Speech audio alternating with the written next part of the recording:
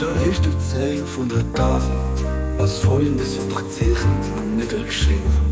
Er verstoppt und Erleuchtung vom Tabernakel von Gott. O mein Engel,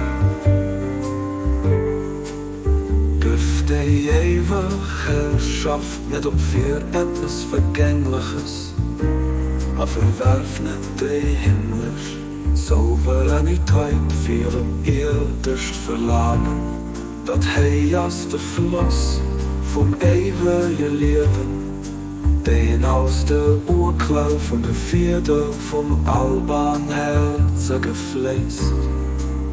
Glücklich die daraus trinken, glücklich die daraus trinken.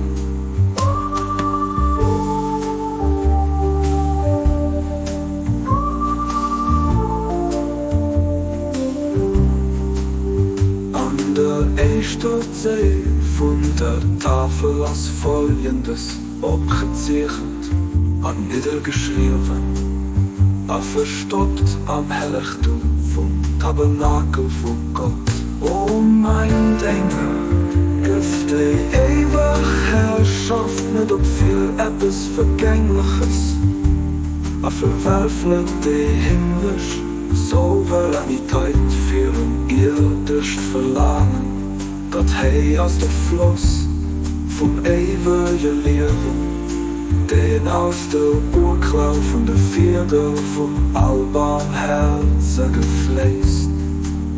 Glücklich die daraus trinken, glücklich die daraus trinken.